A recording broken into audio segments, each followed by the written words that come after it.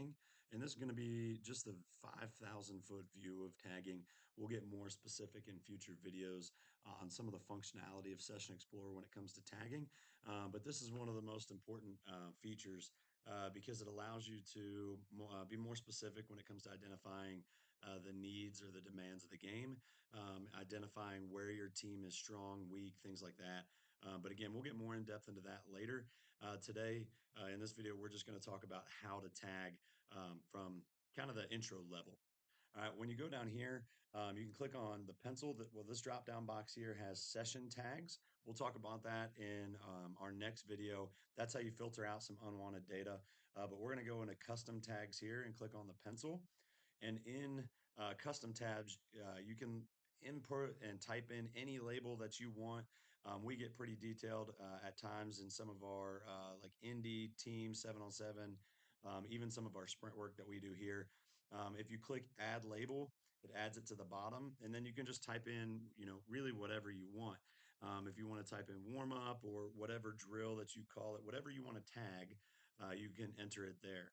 If you want to delete it, just simply click the trash can and it's gone. You can see I already have quarter one, quarter two, quarter three, and quarter four. But that's how you add some labels. But we're going to come back here. We're going to click the X, and then we're going to come back here and tag our last game here.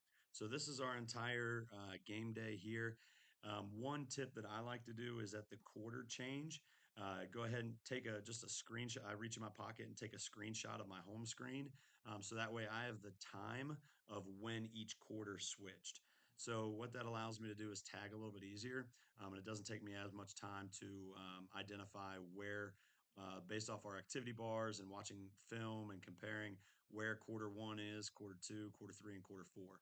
So I know that our game kicked off at 7:30, and I know that at 7:51, quarter one ended.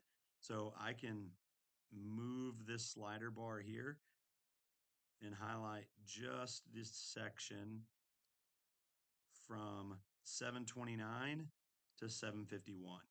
So that's quarter number one, and I can confirm that here. So if I click and drag, when I click and drag the edge of this ending portion of the bar, the time is going to pop up right here in this little box. So I can click and drag, and I know it ended at 7:51 right there when we all came to the sideline. From there, I'm just going to have labeled quarter one here. I'm going to click the lock button so that it automatically locks it for all players. And then I'm going to click tag. So now quarter one is tagged. Now I know that quarter two lasted from 7:52 to 8:32. So 8:32, we start running off the field there. So that's quarter two. So now I'm going to go to the drop down box, click quarter two, click tag, and I'm done.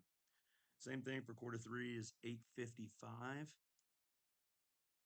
to 9:30 on the dot right there when we all come to the sideline.